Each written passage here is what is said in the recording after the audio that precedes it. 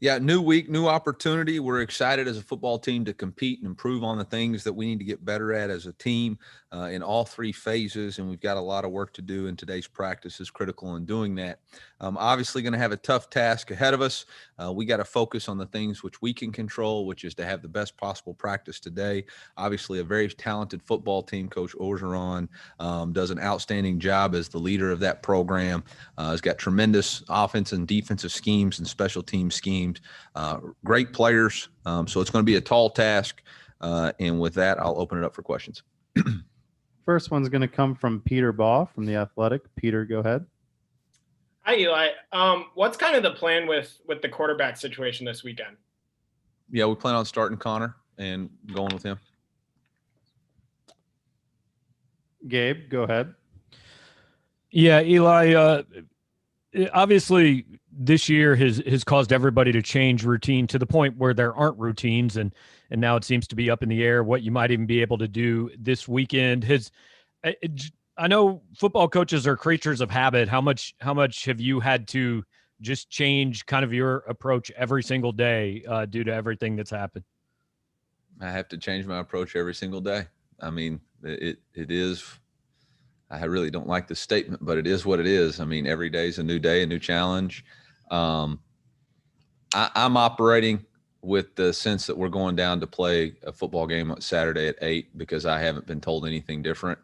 And so that as of right now is the plan until I'm told that we're doing something differently. I heard that LSU put out a statement that they were planning on playing Saturday at 8. So we'll be there Saturday at 8 until somebody tells us different. And if they do, then we'll make an adjustment.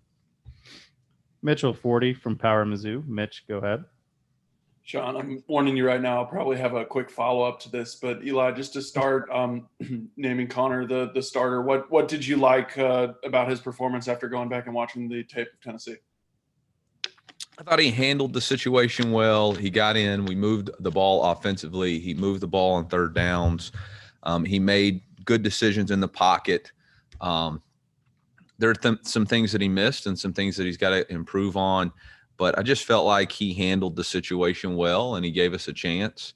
And we're going to stick with him.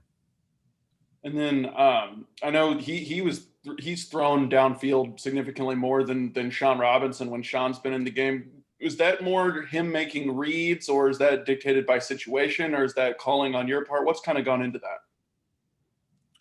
that? I mean, I think every throw we have has a component that has a deep ball on it. And,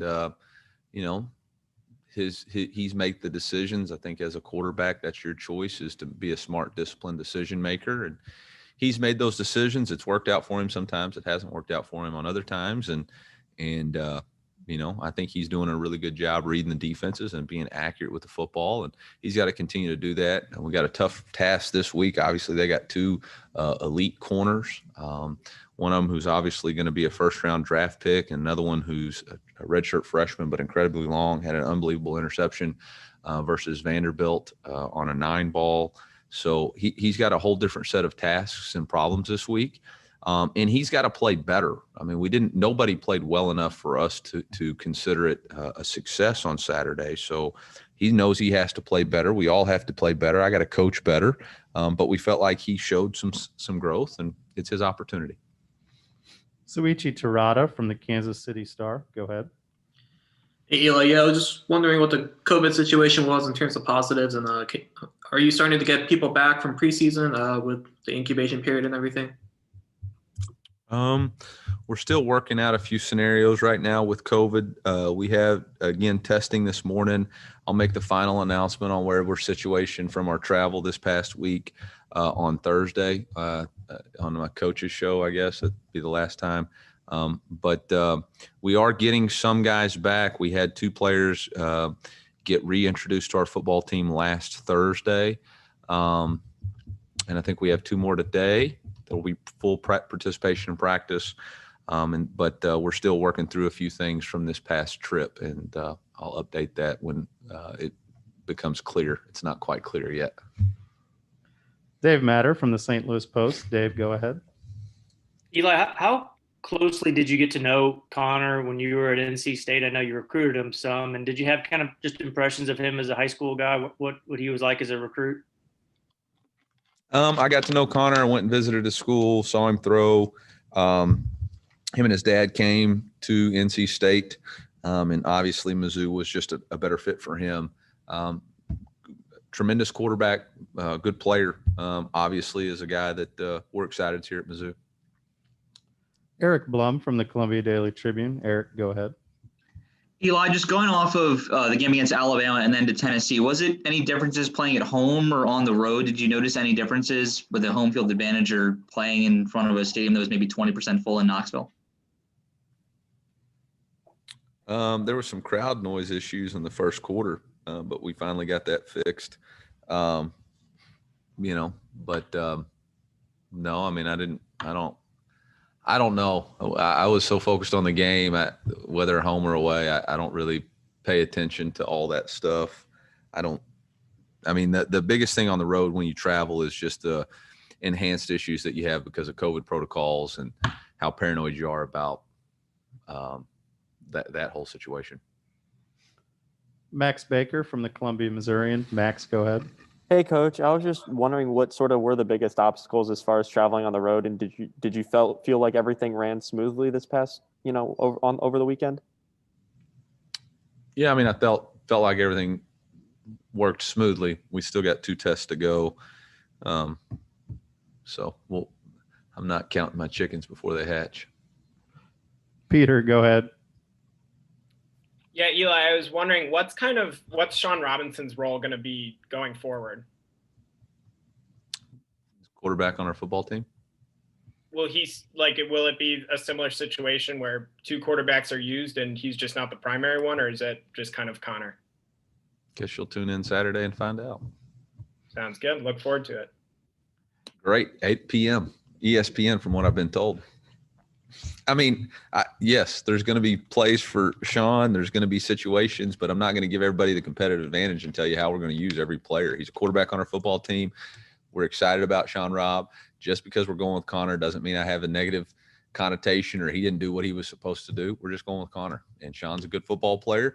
We're excited about him playing quarterback, contributing to our football team. Thank you. Colin O'Brien. Colin, go ahead. Anytime. Hey, Coach, feel free to correct me if I'm way off base here, but it seemed like – I will.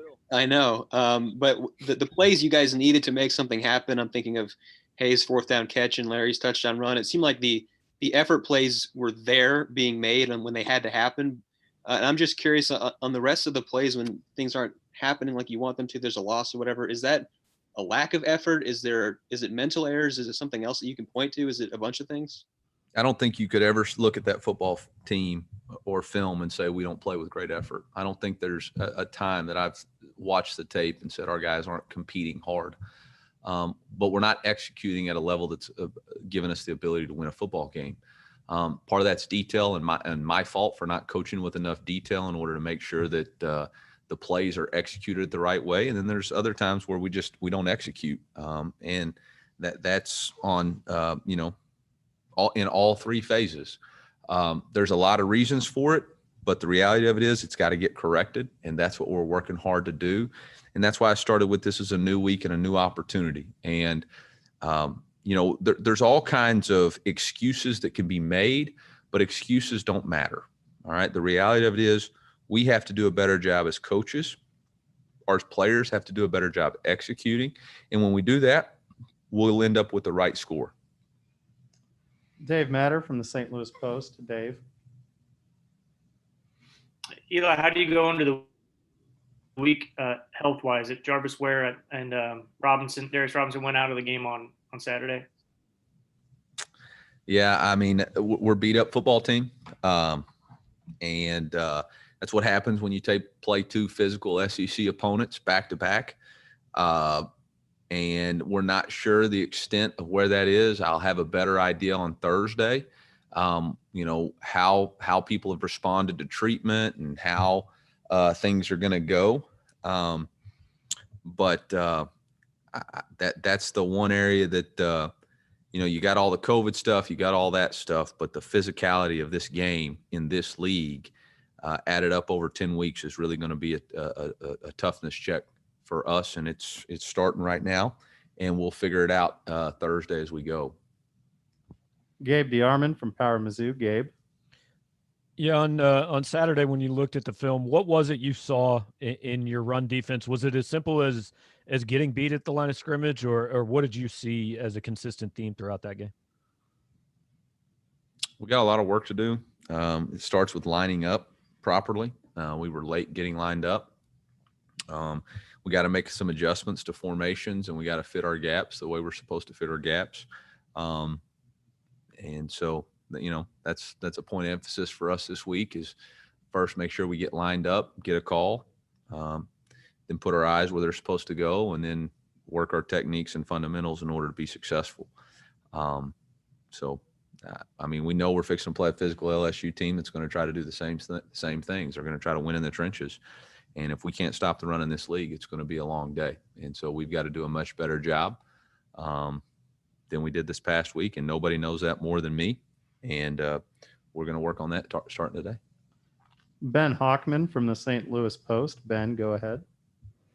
Hey, Coach. I wanted to get your description and your thoughts on Nick Bolton's role on this defense so far in this season. Nick's a warrior. He's a guy that I think he had 17 tackles, and is a guy that makes plays all over the field, makes tackles when he's supposed to. We need some other guys to step up and not put the onus on him to just erase mistakes. But that he's a leader and he's a really good player, and I'm sure glad he's on our football team, and he's continually proven why he's one of the best linebackers in the country. And we got to do a better job around him. I think that's a tribute also to the D-line of keeping blocks off of him. And so I think he's an outstanding player. Glad we have him, but we all got to play better. He can play better. There was, a couple plays in there that he spoke about after the game where we just didn't fit it the way it needed to be fit, and we all got to do a better job. Is there a sorry, Coach. Is there an NFL player, a famous player that whose abilities Nick reminds you of? I'm not saying he's as good as him now, but maybe the way he plays the game. Yeah, I don't like to get into comparisons. That's just a way to set yourself up. I don't think it's appropriate. Nick Bolton's Nick Bolton. He's a really good player, and he stands alone on who he is and how he plays, and trying to compare him to somebody else only sets up for disappointment. It makes the media criticize whatever I say on that. So I don't like making comparisons. If he didn't live up to whatever you said, I'd criticize you forever because of it. Yeah. Fair enough. You said it, not me. Sarcastically. You did? Huh. Okay. Eric Blum from the Tribune. Eric, go ahead. Yeah, how do I follow that? No, I like the Larry David poster behind you, Hockman. I don't. Anyway, what do you? I love Larry David.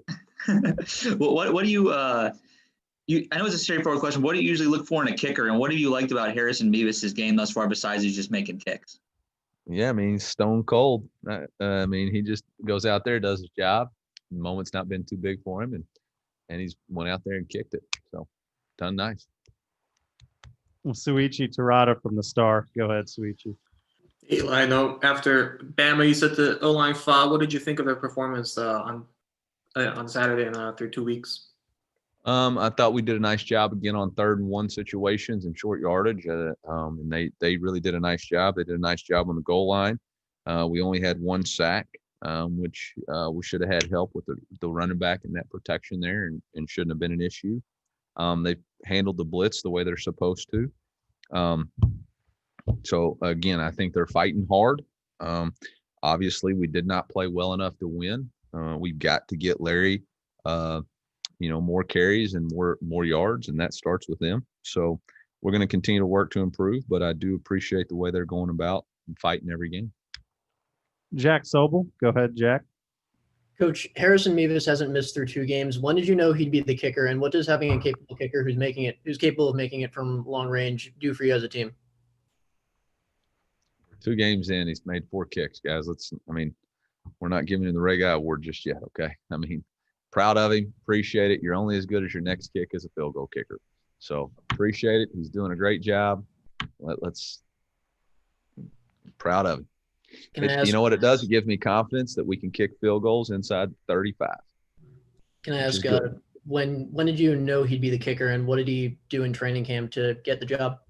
Same thing he's doing now. There was one day in practice where he was a little bit all over the place, but other than that, he's been the same guy. He goes out there. Coach Link does an outstanding job with him. He controls the controllables. I think we all saw him in the Under Armour game make kicks. He's been the same guy. He's consistent. And so I think that's really been the thing's consistency, which is what y'all are seeing and what we're all seeing. Andrew Kaufman from KMIZ. Andrew, go ahead. Hey, Coach, two hometown kids on the defense for you guys, and Martez Manuel and Trey Williams. What has specifically stood out about their performances so far this year? I think Martez has played tough. He's played physical. He's got to continue to improve and get his reads right, get his eyes in the right place, use his hands at the line of scrimmage. Trey Williams is a guy who can pressure the quarterback. He's done a nice job pressuring the quarterback. He's also got to continue to improve in the run game. I think the thing that sets both of those guys apart is that they play with great effort on the field the entire game. And I'm really impressed with the way that they play. And we got to continue to have that out of them. And we got to get that to rub off on everybody. If everybody on our team would play as hard as those two guys, we'd be in a lot better situation consistently. And I love the effort that they play with. And we just got to continue to have that. Colin O'Brien from Jeff City. Colin, go ahead. Eli, with the issues that you told us about at offensive line during fall camp, caveat of everyone needing to improve aside, just what has it meant for this offense to have the same four guys starting in both games and having Zeke and Bobby at least start the entire game, both games that they played in? What do you mean? What do you mean? What does it mean to them? How helpful is it for the offense to have that consistency be there after you maybe weren't so sure it would be there at the start of or at the end of fall camp? I mean, consistency is key for those five guys. Obviously, you would like for it to be the same five guys consistently throughout the season so that you can get on the same page, that you can build the chemistry and the camaraderie.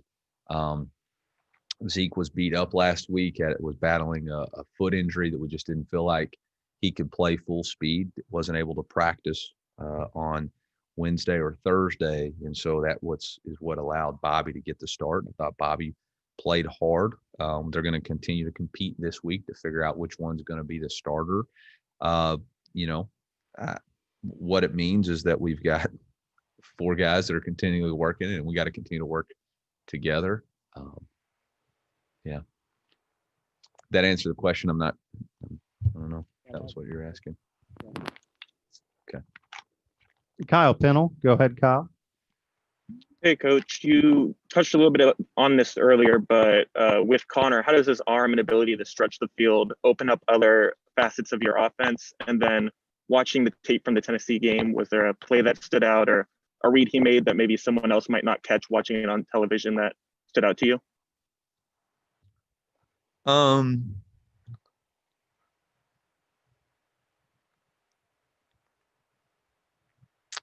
I thought he made a couple of good throws down the field. I think he hit Dame Hazelton on a corner route and on a 9-ball. He threw a really nice ball to Tyler Beatty that was caught down the sideline. He did some nice things.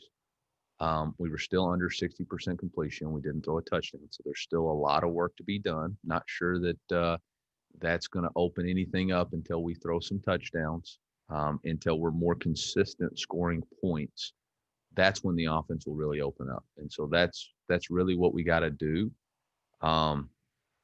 He missed a couple of reads that really have to be made. We obviously cannot turn the football over in the red zone. And that's something that we've got to continue to work on. And it wasn't just his issue. We got pressure. We didn't run the right route to the flat to hold that flat defender.